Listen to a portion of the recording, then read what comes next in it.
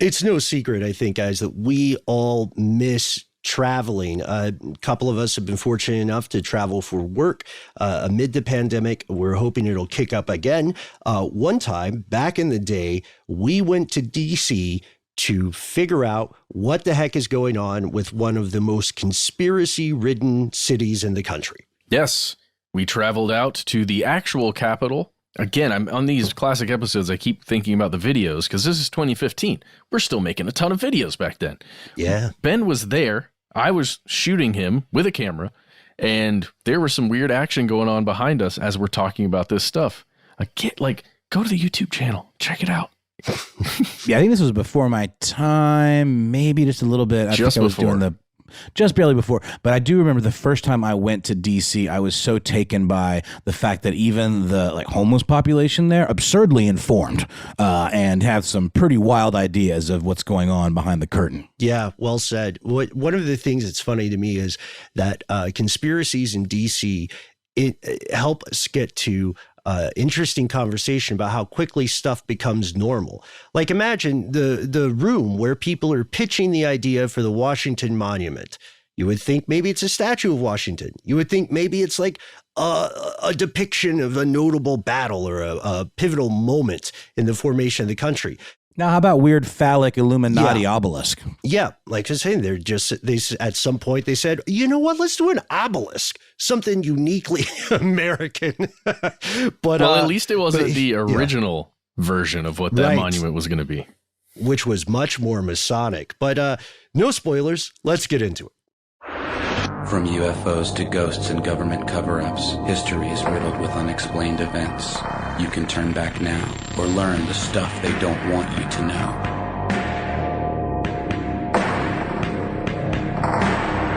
Hello, welcome back to the show. My name is Matt. I'm Ben, and we are here as always with our super producer, Noel the Mason Brown, in spirit at least. Yes, the Masonic spirit of Noel Brown exists in this room.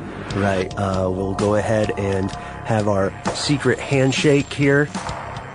Ooh, I haven't seen that one before. Yeah, we can do it in front of the microphones because this is an audio podcast. So we're pretty informal today.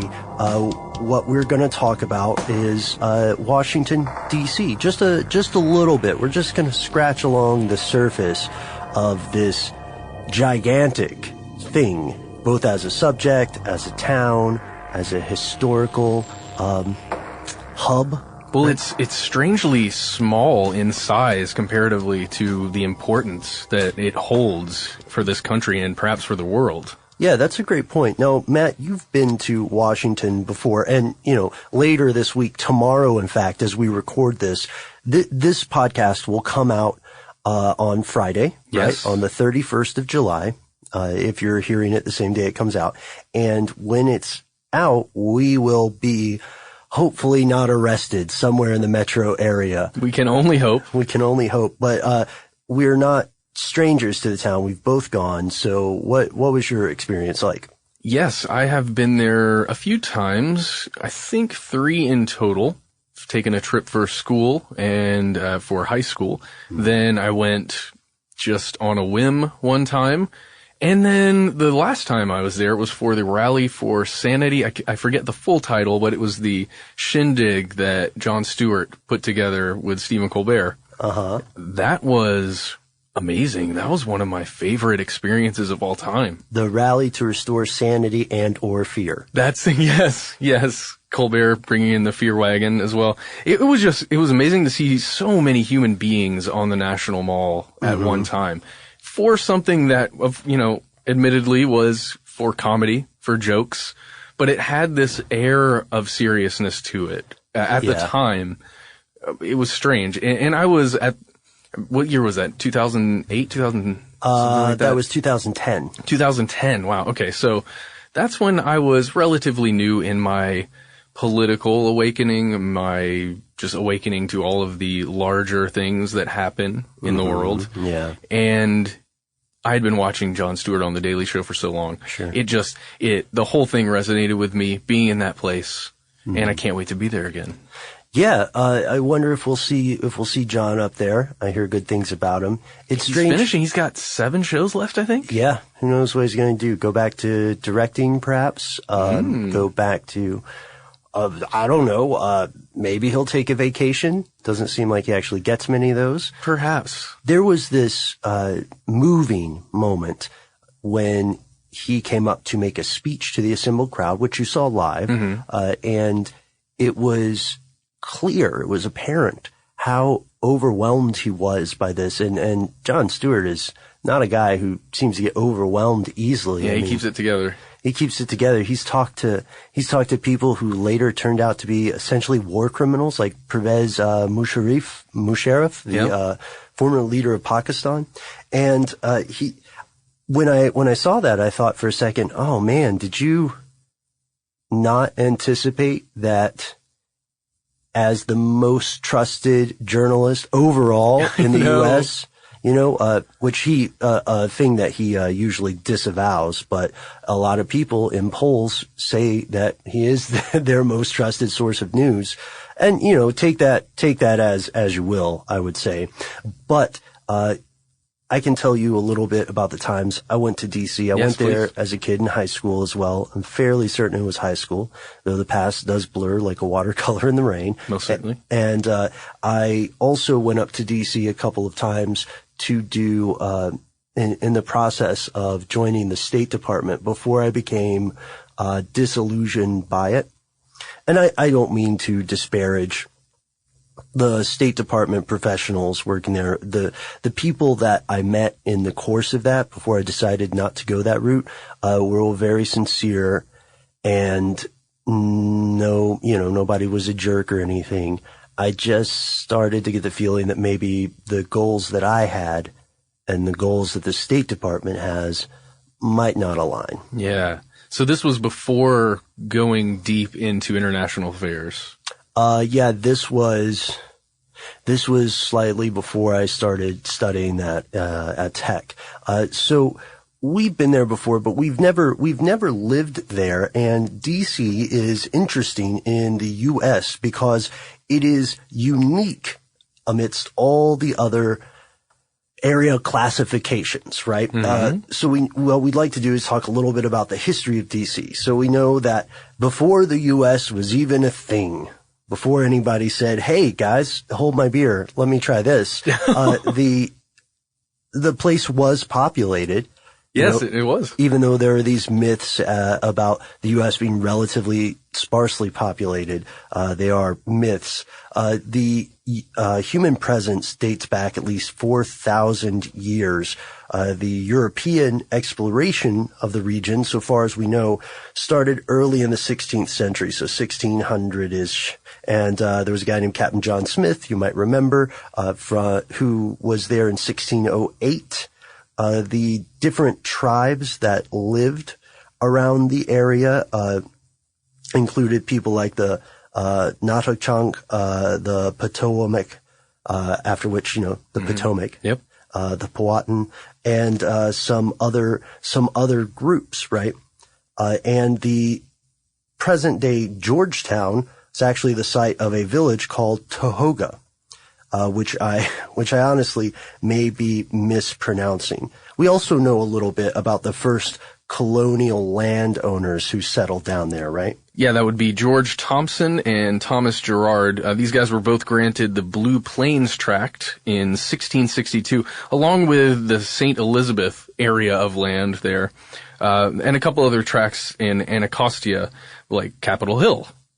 Yeah. And then other tracts or areas down the Potomac as time ground on. Now, Thompson, probably much to the dismay of his later family, of his descendants, he sold his properties at Capitol Hill in 1670 to a guy named Thomas Notley. This continued for a while, as more Europeans were establishing areas and, of course, clashing with the people who already lived there and said, what are you doing? Yeah, guys, hey. Right. And this led to the construction of a fort in 1697 and it was in the bounds of what is now D.C. But even though all this stuff happened, right? Even though all this stuff happened in the 1600s, Washington, D.C., of course, as many of our listeners surely know, was not the original capital of the U.S. The U.S. has had multiple capitals.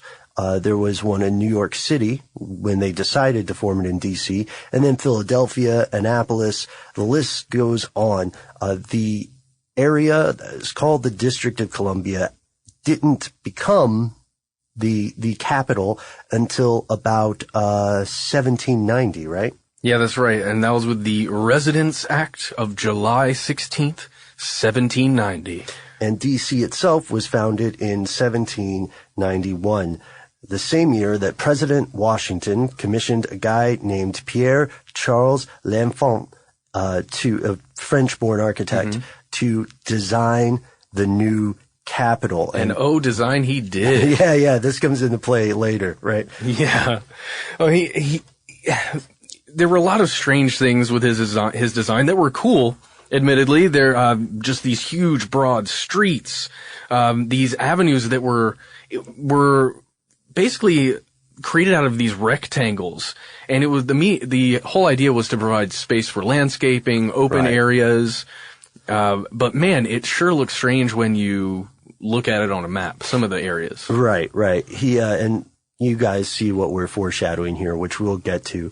So Pierre based his designs on plans from cities, great European cities, right? Paris, Amsterdam, Milan, and so on.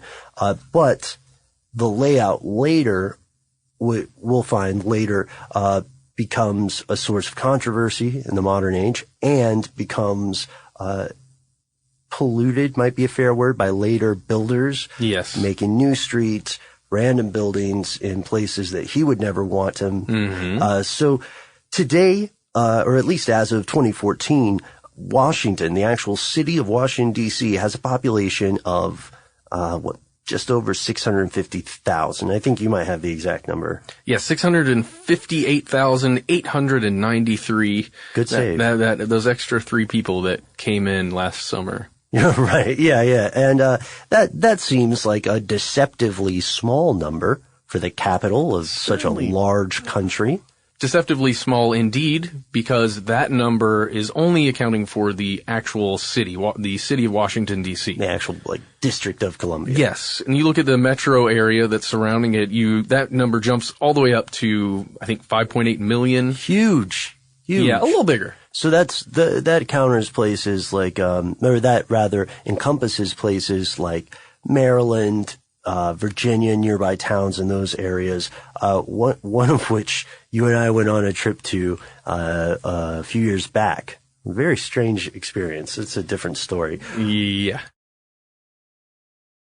One of the biggest controversies, at least, in the mainstream eye for DC, is that, in a burst of tremendous irony, local citizens of the District of Columbia have no representation in Congress. Yeah, if you live in that tiny little area, sorry. The capital of a country partially formed by this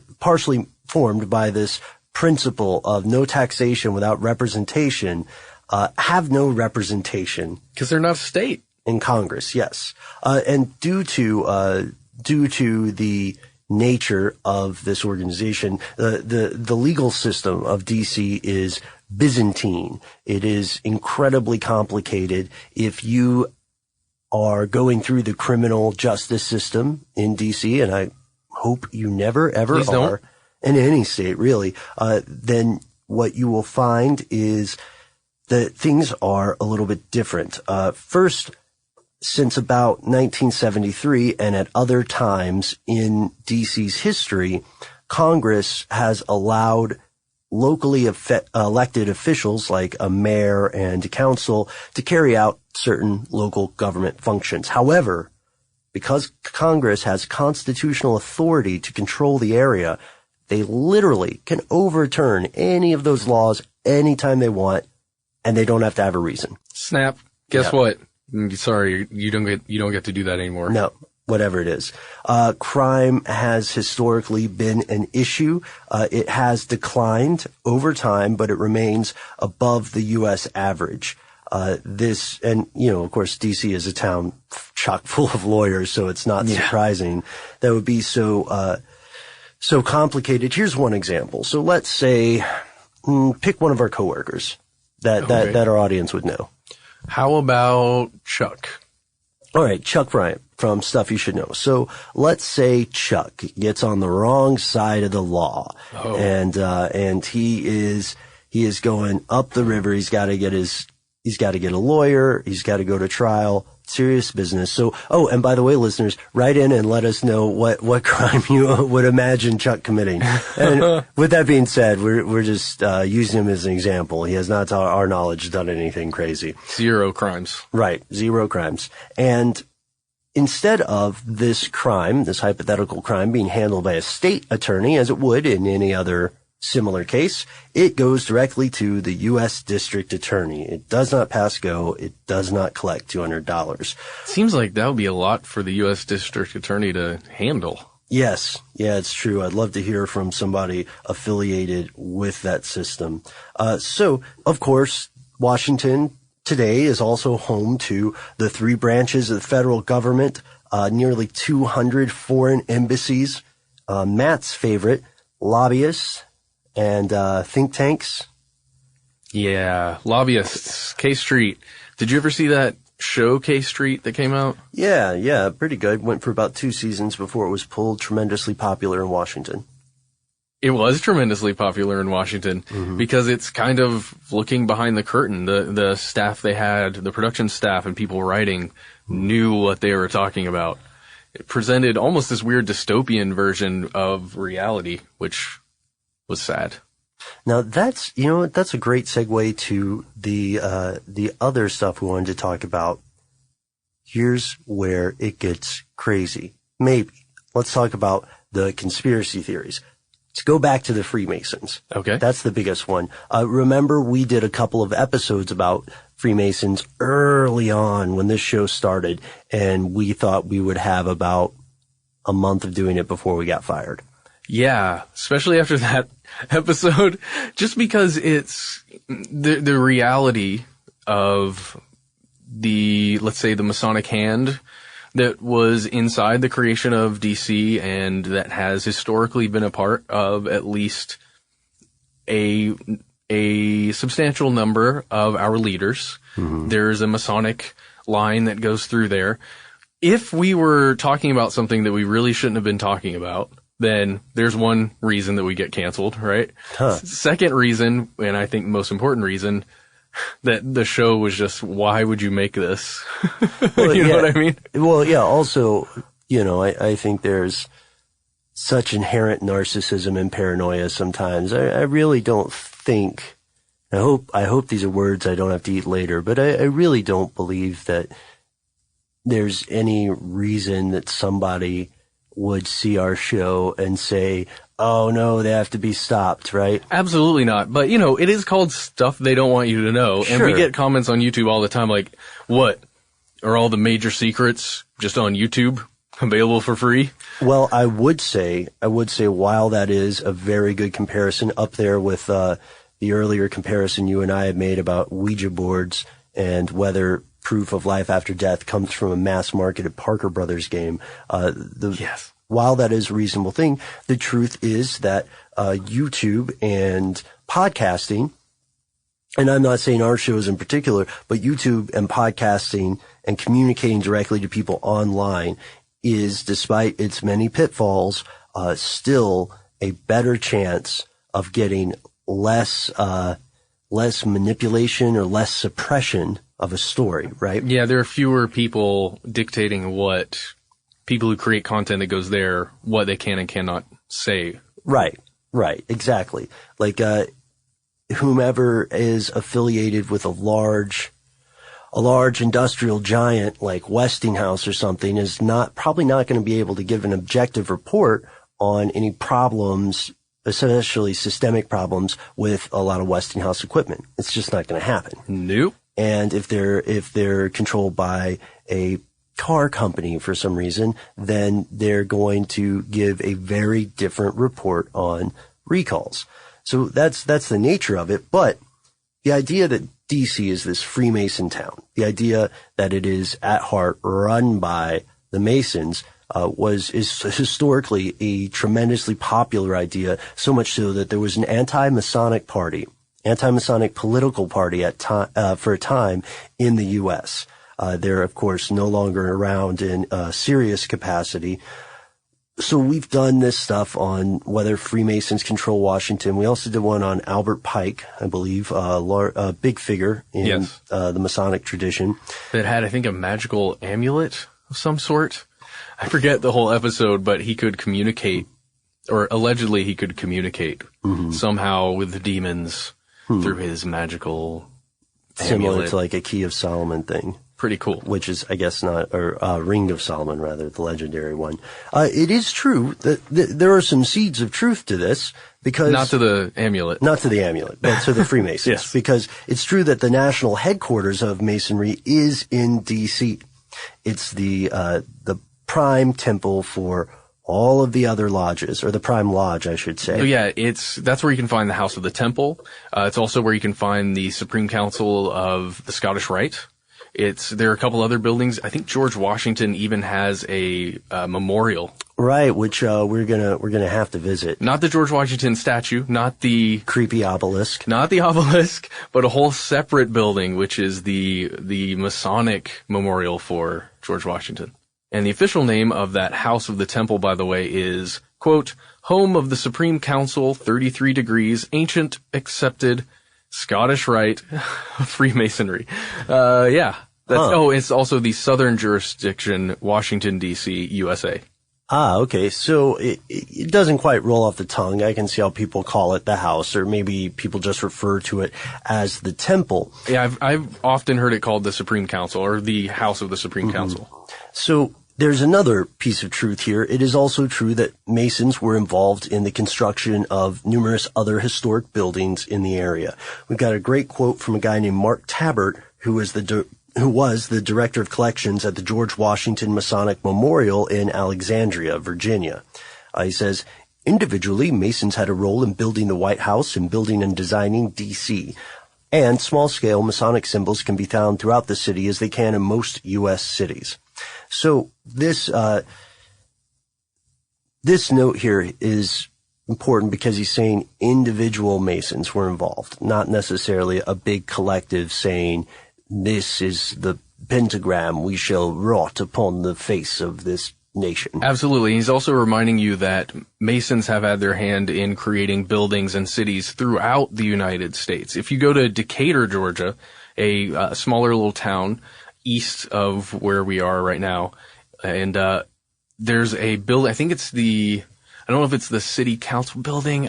It's one of the main buildings, like county courthouse, I think. And then directly across from it is the old Freemason temple, or it used to be a lodge there. And now it's a mixed use building. But on the corner, you can see there's a big sign up that has the what is it? The Masonic compass, symbol? the square and compass. The square and compass. Then on the bottom, you can look at the cornerstone that has a bunch of etching on there. Right. Cornerstones have been important in this kind of construction for a very long time. Wait, so Ben, this is either it makes you feel a little better.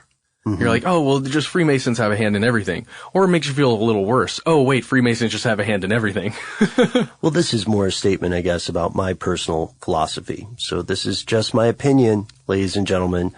I don't have a fact to back it up. I am naturally, instinctively, and continually concerned and skeptical about the motivations for any group that requires secrecy. I hear that. You know, it's not, I, like many other people, believe it's not enough for someone to pat the public on the head and say, trust us, we're the good guys. Don't worry, Bobby, we've got this. Right. Because another thing that we have learned throughout human history and modern day psychology is that very few people that we would consider bad guys or people who are people who have antagonistic aims or something like that, very few of those people ever think of themselves as villains. They're the good guys, perhaps misunderstood, right? Yeah, misunderstood, or perhaps their good goals, or the goals that they believe are for the greater good, or for some greater good. Yeah. This is the right thing to do. Sometimes you have to break some eggs, Benjamin. Right, Matchaman. Sometimes you have to break some eggs. So the Freemasons, I think we should do a podcast entirely on the Masonic orders. Absolutely. We need to find a high-ranking Mason in Atlanta to come and talk to us, who's willing to talk to us. There's no shortage. We could also interview some Masonic historians. That's great. Yeah. The stuff that we had found, I had speculated for a while the idea of joining Masonry, but I try to be very respectful, so I would never join an organization with the idea that I will be a mole. It just doesn't seem... Yeah, I would never do that either. It doesn't seem like the right kind of motivation. Agreed. Right. Your sarcasm is dripping off of you and rolling across the table. What secret society have you infiltrated, Matt? I haven't been. I would never do such a thing. Have you really? No. Okay, well, if you have, and if you are, then it doesn't necessarily have to be the Masons, because we get caught up in this idea, which is a valid concern, right, of secret societies, but Freemasons are not the only secret society. It really depends on what you would consider secret, right? Many of the discussions that the United Nations or various embassies hold in Washington, those are not for public consumption. There's another group called the Second Stewards that recently got into some heat for apparently trying to fix the election at Georgetown. Oh, wow. Yeah, I think the reporting's a little bit skewed there. The Second Stewards were supposed to have been abolished, but it came to light let me make sure I got the facts right. It came to light in 2013 that someone who was going to be in the student government, head of student government, who was running for it at Georgetown, was a member of the Second Steward Society. So, colleges, especially higher level colleges, are just lousy with this stuff. Can we just talk about George W. Bush versus Kerry with the Skull and Bones Society? Right. Mutual membership. Yale. Yeah. A bit weird. Well, that's another thing. Should elected officials be allowed to be members of a secret society? No. I mean, I don't think so. But where do your loyalties lie, Ben? Right. We do have some unfortunate news about the actual street layout. Yeah. If you look at it, and if you look at some of the history, it doesn't really seem that there was purposely a satanic pentagram or something constructed. It is eerily close to that, I have to say. If you just look at it with a map, like, let's say a satellite of Google Maps. Right. But you can tell it's unfinished. If they did mean to make it, then they purposefully didn't finish it. Mm-hmm. Yeah. And I don't know. It seems a little weird, right, Ben? Well, the thing is, you can read things from the people who believe that, a larger Masonic organization and or satanic secret religion built the layout. While you can read these things, what you'll also see is that they claim these somehow harness ley lines.